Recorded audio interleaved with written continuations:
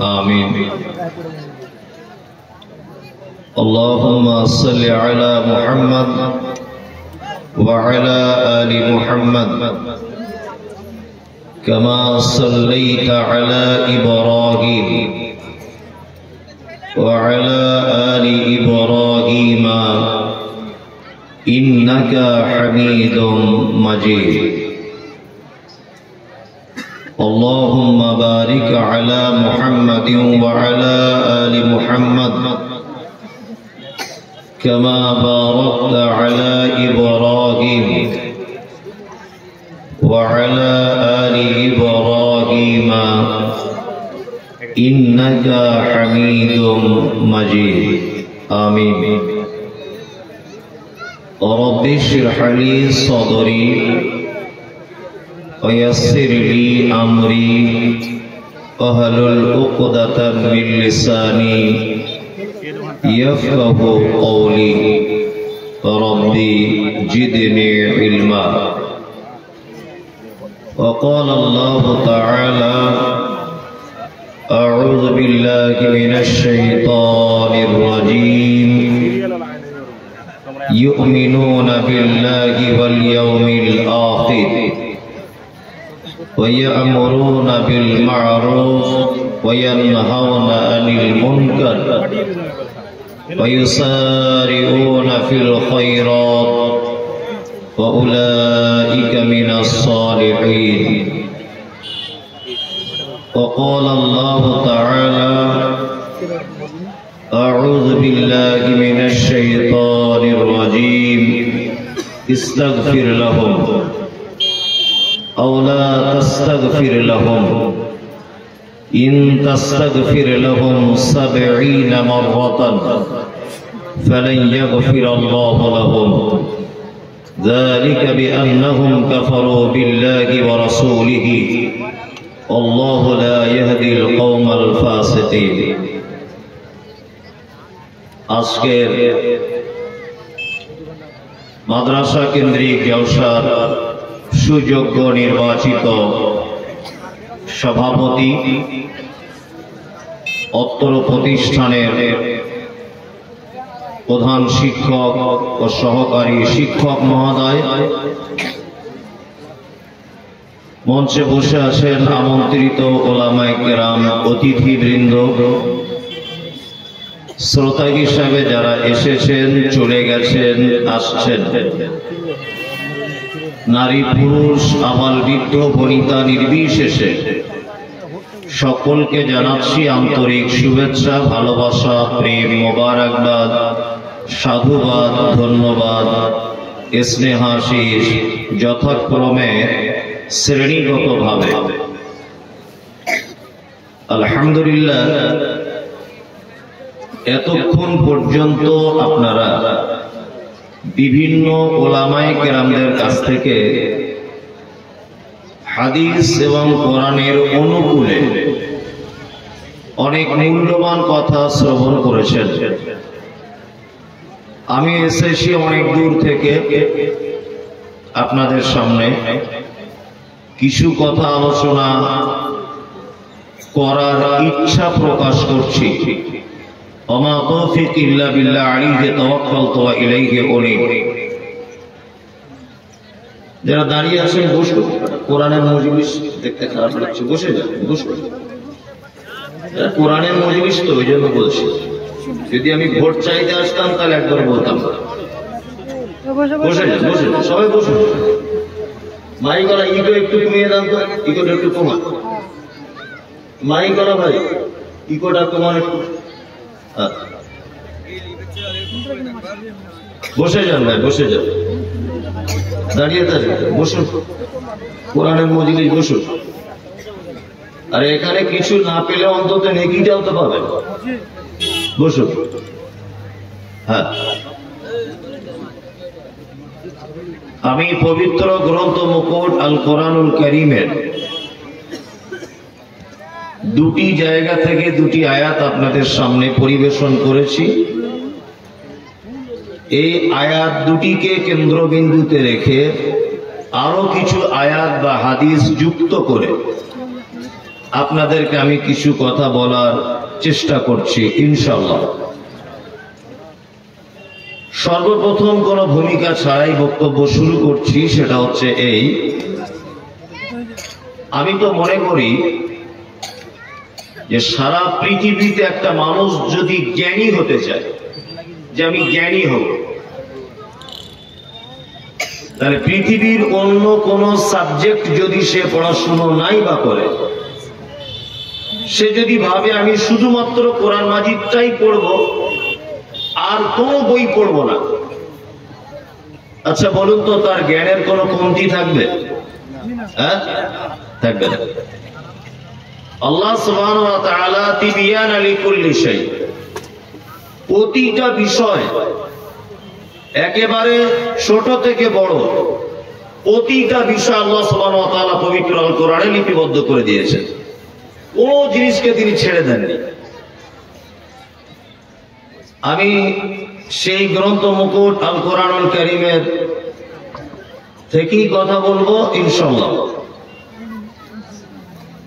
পবিত্র আল কোরআন এসেছে আমাদের কাছে, আর আল্লাহ সুবহানাহু ওয়া তাআলা বলছেন হুদাল লিন-নাস। এটা পাঠানো হয়েছে এই কারণে যে এটি একটি মানুষের হিদায়াতের বাণী বা সহজ রাস্তার পথ প্রদর্শক একটা কিতাব। মানে একটা মানুষ এর সংস্পর্শে এলে সহজেই একটা জান্নাতে যাবার রাস্তা সে লাভ করতে পারবে ইনশাআল্লাহ। তাহলে মানুষের জন্য কোরআন কি এসেছে। এখানে মানুষ বলতে নারী পুরুষ, ধনী গরিব, হিন্দু মুসলিম, হানাফি সাফি দেওবন্দি, এক কথা পৃথিবীর সমস্ত মানুষের জন্য এটা একটা হেদায়েতের বাণী, তাই তো? জি। এবার আমরা বলি মানুষের ভিতরে দেখতে পাবেন অনেক কোয়ালিটি আছে, আছে না? আছে। আমরা ভাই এই এই এই তোরা দুজন চুপ করে দাও। মানুষের ভিতরে দেখবেন অনেক কোয়ালিটি আছে, যেমন কেউ মাস্টার, কেউ ডাক্তার, কেউ বক্তা, আবার কেউ মেথর, আবার কেউ চোর, আবার কেউ ধাপ্পাবাজ, চিটিংবাজ, আছে না মানুষের ভিতরে? আচ্ছা বলুন তো, চোর এ মানুষ আর হেডমাস্টার ও মানুষ। চোর আর হেডমাস্টার এটা কি অন্য প্রাণী না দুটি মানুষ? কথা বলুন, দুটি মানুষ। এবার বলুন তো দুজনের সম্মান এক না আলাদা? আলাদা। হেডমাস্টারকে আমার স্ত্রীও স্যার বলে ডাকে, আমার বাপও স্যার বলে ডাকে, আমিও স্যার বলে ডাকি, আমার বেটাও স্যার বলে ডাকে। আর চোর একবার যদি ধরা পড়ে যায়, বাপও মারে, বেটাও মারে, মেয়েরা না পারলে ঝাঁটালিয়ে মারে, মানে ওর সম্মান আর হেডমাস্টারের সম্মান এক নয়। ম্যাথরের সম্মান আর একজন ডাক্তারের সম্মান এক নয়। তার মানে আমরা সবাই মানুষ, ম্যাথরও মানুষ, চোর মানুষ, ধাপ্পাবাজ মানুষ, চিটিংবাজ মানুষ, ডাক্তারও মানুষ, ইঞ্জিনিয়ারও মানুষ, প্রফেসর মানুষ, সবাই মানুষ। কিন্তু মানুষ হলো এক একজনের এক এক রকমের কর্মের পরিবর্তনে সম্মানের বাড়া কমা কি আছে, তাই না? কোরআন এসেছে, আল্লাহ বলছেন হুদাল লিন-নাস, সমগ্র মানব জাতির জন্য আমি আল্লাহ সুবহানাহু ওয়া তাআলা হিদায়াতের বাণী হিসাবে পবিত্র আল কোরআন কি নাজিল করলাম।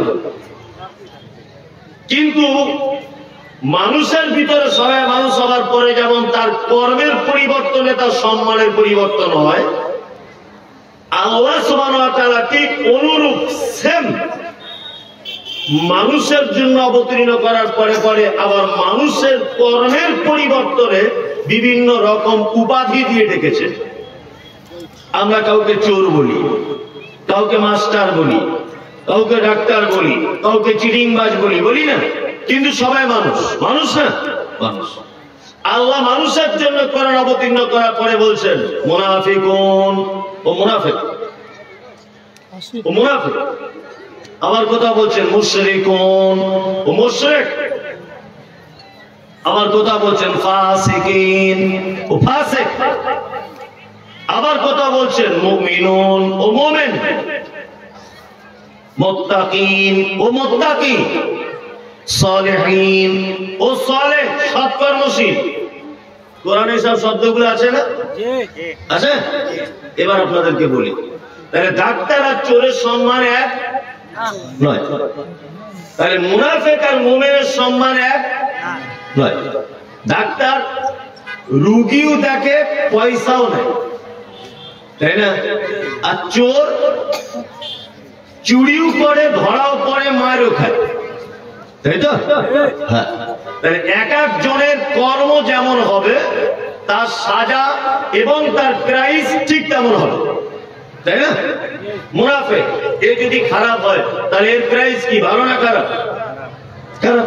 কেউ যদি মুমিন হয় ভালো, ভালো প্রাইস, তাই না? পবিত্র আল কোরআনে আল্লাহ সুবহানাহু ওয়া তাআলা মানুষকে অনেক নাম দিয়ে, অনেক উপাধি দিয়ে ডেকেছেন। আমি দুটো একটা উপাধি ব্যাখ্যা বিশ্লেষণ করছি, আপনি ধৈর্যের পরিচয় দেন, ইনশাআল্লাহ আমি অনেক কিছু বলার চেষ্টা করব, ইনশাআল্লাহ। একটা একটা করে উপাধিগুলো শুধু একটু ভেঙে দিই, তারপরে লাস্টে গিয়ে কথা হবে। পবিত্র আল কোরআনে শব্দ চয়ন করা হয়েছে মুনাফিকুন বা মুনাফিকিন। মানুষের মধ্যে কিছু মানুষ আছে তারা মুনাফিক, তাই তো? নিফাক, নিফাক বলা হয় কাকে? আচ্ছা, এইখান থেকে দুই দিকে দুটো রাস্তা চলে গেছে, একটা দুমোহনার দিকে আর একটা গেছে কলকাতার দিকে, ধরে নেন। বলুন তো এই রাস্তার মোড়টাকে কি বলে? কি বলে? দুই রাস্তার মোড়। যদি এইখান থেকে তিন দিকে তিনটে রাস্তায় যায় তাহলে কি বলি? তিন রাস্তার মোড়। যদি চারদিকে চারটে যায় তাহলে চৌরাস্তার মোড়, তাই না? এই চৌরাস্তা, তিন রাস্তা, দুই রাস্তার মোড়, এইটাকে বলা হয় নিফাক। নিফাক মানে একই মুখ থেকে একই ব্যক্তির জন্য ভিন্ন সময়ে ভিন্ন কথা বলা, এইটা হচ্ছে মুনাফিক। কি বললাম বুঝতে পারছেন তো? হ্যাঁ। আমি জলসায় বক্তব্য রাখছি, জলসায় বক্তব্য রাখার পরে আপনি আমার সামনে বলছেন মমতাজুল সাহেব খুব ভালো লোক, খুব দামি লোক, খুব ইমানদার লোক, সত্যি আপনার মতো লোক হয় না, আপনাকে আমি খুব ভালোবাসি। আপনি এখন বললেন, তা আমি বাড়ি চলে গেলাম। সকালবেলাতে আপনি আবার কমিটিকে বলছেন ওই এক নম্বরে বাজে লোক। এ লোকটা কি ইমানদার না মুনাফিক? মুনাফিক। ফজরে আজানে নামাজ পড়লো মসজিদে, নামাজ পড়ার পরে ইমাম সাহেবকে ডেকে বলছে আসসালামু আলাইকুম। ওয়ালাইকুম আসসালাম। সত্যি আমাদের গ্রামে 30 বছর ইমামতি করছে একটা লোক, করেছে, তার পিছনে নামাজ পড়েছি, এত সুন্দর কেরাত জীবন শুনিনি। আপনার গলার যা কণ্ঠস্বর আর আপনার যা ভদ্র ব্যবহার, আমি তো পাগল। ফজরে আগে দু একদিন মিস করতাম, এখন মিস করি না। প্রতিদিন ফজরে আসি এই কারণে, শুধু আপনার কেরাত শুনবো বলে। ফজরের পরে বলেছে জোহরের আজানের 10 মিনিট আগে ইমাম সাহেবের বউ ফোন করে বলছে বড় বেটাটার পাতলা পায়খানা, তুমি এক্ষুনি বাড়ি চলে এসো, মারা যেতে পারে। ইমাম সাহেব কাউকে বলার সুযোগ পায়নি, বাড়ি চলে গেছে। জোহরের সময় ওই লোকটা এসে মসজিদে বলছে ইমাম সাহেব কোথায় গেল? তার কমিটির কেউ জানে না কোথায় গেল, কারণ তো বলার সুযোগ পায়নি। যে লোকটা ফজরের সময়তে প্রশংসা করলো, ওই লোকটা জোহরের সময় বলছে হুটহাট করে বাড়ি চলে যায়, ওর থেকে বাদ দেয়, এসব ইমাম চলবে না, একে চেঞ্জ করে দেয়। এই পাক্কা মুনাফিক, একে পাক্কা মুনাফিক। ফজরের সময় প্রশংসা করলো আর জোহরের সময় তার পিছনে পরনিন্দা পরচর্চা করলো, তার বিরুদ্ধে ষড়যন্ত্র চালালো, একে মুনাফিক। এবার আপনাদেরকে একটা কথা বলি, মুনাফিকদের পৃথিবীতে যত পাপী আছে, যত পাপী, সব থেকে বড় পাপীর নাম কি জানেন? সব থেকে বড় পাপ তার নাম কি? আমার ভাষা বুঝতে পারছেন না? সব থেকে বড় পাপের নাম কি? শিরক। শিরক করা, তাই তো? হাদিস এবং কোরআনে টোটাল 69 থেকে 70টা কাবিরা পাপের সিরিয়াল পাওয়া যায়, যেগুলো কাবিরা পাপ, বড় পাপ। কাবিরা পাপ কাকে বলে? কাবিরা পাপ হচ্ছে সেটা যার ব্যাপারে আল্লাহ নয় জাহান্নাম ঘোষণা করেছেন, নয় সাজা ঘোষণা করেছেন, আর না হলে সেই পাপের ব্যাপারে জরিমানা ঘোষণা করে দিয়েছেন। এগুলো কি পাপ? কাবিরা পাপ, বড় পাপ, তাই তো? এইরকম কটি পাপ দেখতে পাওয়া যায়? 69 থেকে 70টি বড় পাপ। এর ভিতরে 1 নম্বরের বড় পাপ শিরক। 2 নম্বরের বড় পাপ ধরে নেন পিতা মাতার অবাধ্য হওয়া। 3 নম্বরে বড় পাপ অন্যায় ভাবে কাউকে হত্যা করা। 4 নম্বরে বড় পাপ এতিমের সম্পদ আত্মসাৎ করা। 5 নম্বরে বড় পাপ ব্যভিচারে লিপ্ত হওয়া। 6 নম্বরে বড় পাপ সুদের টাকা খাওয়া। পাপের জগতে এরকম 69 থেকে 70টি পাপ রয়েছে, যে পাপগুলো মারাত্মক বড় পাপ, যে পাপের ব্যাপারে নয় সাজা ঘোষণা হয়েছে আর নয় জরিমানা করা হয়েছে, তাই তো? এইবার আপনাকে একটা আশ্চর্য কথা বলে দিই, সেটা হচ্ছে এই। আচ্ছা বলুন এবারে, একজন লোক শিরক করা অবস্থায় মারা গেল, একজন লোক কোটি কোটি টাকা সুদ খাওয়া অবস্থায় মারা গেল, একজন লোক তার পিতা মাতার সাথে অসৎ ব্যবহার করার পর মারা গেল, আমি ধরে নিলাম লোকটা তওবা করার সুযোগ পেল না, ও জাহান্নামে যাবে। ধরে নিলাম ও কোথায় যাবে? জাহান্নাম যাবে। জাহান্নাম যাবে স্বাভাবিক গতিতে, এ কথাই চূড়ান্ত। উনি জাহান্নামের কোথায় থাকবেন আর কিভাবে থাকবেন এ ব্যাপারে আল্লাহ বা তার রাসূল কিছু বলছেন না। কিন্তু মুনাফিকরা এত খতরনাক, এত খতরনাক, আল্লাহ তাআলা বলছেন ইন্নাল মুনাফিকিনা ফি দারকিল আসফালি মিনান নার। মুনাফিকরা পৃথিবীতে এত নিকৃষ্ট অপরাধী যে এদেরকে জাহান্নামের সব থেকে নিম্ন স্তরে, সব থেকে নিচে তাদেরকে অবস্থান দেওয়া হবে। তার মানে মুনাফিকি এর স্বভাবটা ভালো না খারাপ? খারাপ। কতটা খারাপ আপনাকে আমি একটা বলছি, খুব মনোযোগ দিয়ে শোনার চেষ্টা করবেন। আচ্ছা এবার আপনাদেরকে আর একটা কথা বলি, সেটা হচ্ছে এই যে মুনাফিকদের ব্যাপারে আল্লাহ সুবহানাহু ওয়া তাআলা পবিত্র আল কোরআনে মারাত্মক মারাত্মক ঘোষণা দিয়েছেন, যেগুলো আপনাকে বললে আপনি বিস্ময়ে অভিভূত হবেন। তার আগে আমি আপনাদেরকে বলবো যে বাহ্যিক দৃষ্টিতে আপনি একটা মুনাফিক লোককে চিনবেন কি করে? এক, ইজা হাদাসা কাযাবা। মুনাফিক ওই লোক যে লোকের বাহ্যিক দৃষ্টিতে বুঝতে পারবেন কথা বললেই মিথ্যা কথা বলে। এখানে তো আপনারা কেউ মিথ্যা কথা বলেন না, বলেন? আপনারা বলেন না। মিথ্যা কথা বললে কথায় কথায় যে মিথ্যা কথা বলে, একই মুনাফিকদের একটি গুণ তার ভিতরে মজুদ রয়েছে। দুই নম্বর হচ্ছে ইজা ওয়াদা খলাফা। সে যখন ওয়াদা করে, প্রতিশ্রুতি দেয়, তখন কি করে? খেলাফ করে। আমার নিজের চোখে দেখা এগুলো। মাদ্রাসায় কালেকশন জলসা হচ্ছে, আমার নামে 50,000 টাকা লিখে দেয়, আমার নামে 50,000 টাকা লিখুন। 50,000 টাকা লিখে দিল। আজকে 4 বছর মাদ্রাসার প্রধান শিক্ষক আর কমিটি তার বাড়িতে গিয়ে গিয়ে মনে হয় 4 জোড়া জুতোর ফিতে ছিঁড়ে গেছে, টাকা আদায় করতে পারে না। এরকম লোক আছে? কত লোক সবার সামনে বলে দিল আমার পক্ষ থেকে 1 লাখ লিখে দেন, 1 লাখ দিয়ে দিল, লাস্টে টাকা দিলই না। এ হচ্ছে ওয়াদা খেলাফকারী, প্রতিশ্রুতি ভঙ্গকারী। ওয়াইজা তুমিনা খানা। আর মুনাফিকের বাহ্যিক দৃষ্টি তার একটা গুণ হচ্ছে এই, তার কাছে যখন কোনো গচ্ছিত সম্পদ রাখতে দেওয়া হয় তখন সে সেটা কি করে? খিয়ানত করে, তাই না? অনেক মানুষ আছে ফোনে অনেকজন প্রশ্ন করে, মৌলভী সাহেব, সেক্রেটারি সাহেব মসজিদের টাকায় জমি কিনে ওই জমি নিজের নামে করে নিয়েছে, এটা কি জায়েজ? অনেক মানুষ এরকম কাজে লিপ্ত নয়? প্রচুর। আপনার এলাকায় খোঁজ দিয়ে দেখবেন এরকম কত যে মানুষ আছে, জনগণের টাকা তার কাছে গচ্ছিত রাখা হলো, জনগণের টাকা আমানত রক্ষা করলো না।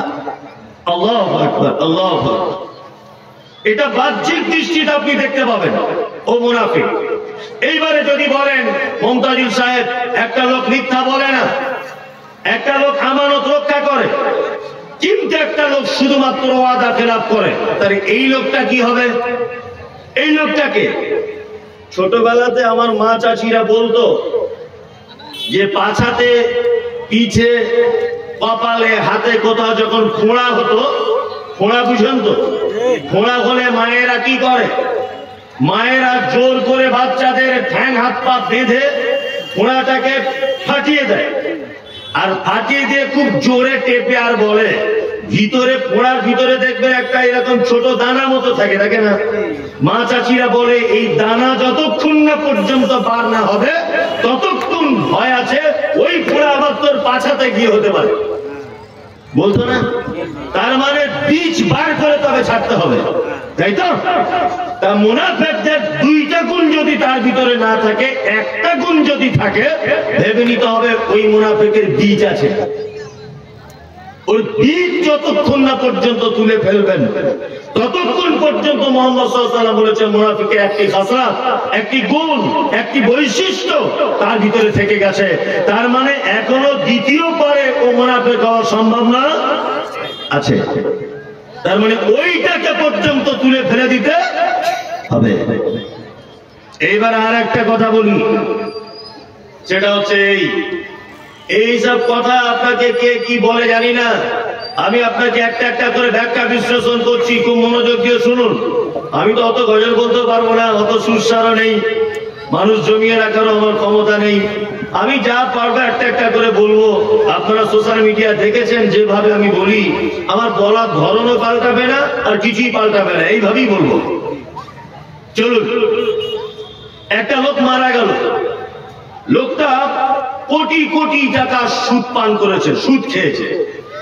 আচ্ছা বলুন তো, এই লোকটা জানাজা পড়া যাবে কি যাবে না? যাবে? যাবে? যাবে না, তাই তো? জি, এটা আপনারা বললেন। আচ্ছা, তার জন্য দোয়া করা যাবে? যাবে? যাবে। আপনার ভাই মারা গেছে একটা অপরাধ করে, আপনি তার জন্য দোয়া করবেন না যে আল্লাহ তুমি আমার ভাইকে ক্ষমা করে দাও? এটা বলবেন কি বলবেন না? বলবেন। পৃথিবীতে যত পাপী আছে, সে যদি মারা যায় তার জন্য দোয়া করা যাবে, কোনো সমস্যা নেই। কবুল করবে না করবে ওটা আল্লাহ সুবহানাহু ওয়া তাআলার ব্যাপার, কিন্তু আপনি দোয়া করতে থাকবেন। কিন্তু পৃথিবীর একটা জঘন্যতম পাপ আছে, যে পাপ করলে তার জন্য ক্ষমা প্রার্থনা করা যায় কি না? আল্লাহ সুবহানাহু ওয়া তাআলা মুহাম্মদ সাল্লাল্লাহু আলাইহি ওয়াসাল্লামকে বলছেন, ইস্তাগফির লাকুম, আপনি ক্ষমা প্রার্থনা করেন, আওলা তাস্তাগফির লাকুম, আর ক্ষমা প্রার্থনা নাই বা করেন, ইনতাস্তাগফির লাকুম 70 মাররাতান, আপনি যদি মুনাফিকদের জন্য একবার দুইবার নয় 70 বার যদি আপনি ক্ষমা প্রার্থনা করেন, ফালাই ইয়াগফিরুল্লাহু লাকুম, তারপরে আমি আল্লাহ মুনাফিকদের ক্ষমা করব না। পৃথিবীর এত ভয়ঙ্কর পাপী, তার নাম মুনাফিক। আল্লাহ সুবহানাহু ওয়া তাআলা মুহাম্মদ সাল্লাল্লাহু আলাইহি ওয়াসাল্লামকে বলছেন, ইস্তাগফির লাকুম, আপনি ক্ষমা চান, আওলা তাস্তাগফির লাকুম, ক্ষমা নাই বা চান, ইন তাস্তাগফির লাকুম 70 মাররাতান, আপনি যদি মুনাফিকদের জন্য দিনে 70 বার করে যদি ক্ষমা প্রার্থনা করেন, আল্লাহ বলছেন ফালা ইয়াগফিরুল্লাহু লাহুম, তারপরে আমি মুনাফিকদের কোশ্চিনকালও ক্ষমা করব না। 2, আচ্ছা বলুন তো দেখি, কোন বেনামাজি যদি মারা যায়, তার জানাজা পড়া যাবে কি যাবে না? যাবে। আপনার যেটা জানা আছে সেটাই বলুন, না বলে আমি তো মারবো না। বলুন যাবে না, ও বলছে যাবে না। আচ্ছা আমি একটু সহজ করে দিই, কেউ পড়লে পড়তে পারে, তবে সারা বাংলার একজন ওনার নাম হচ্ছেন আব্দুল হামিদ ফাইজি।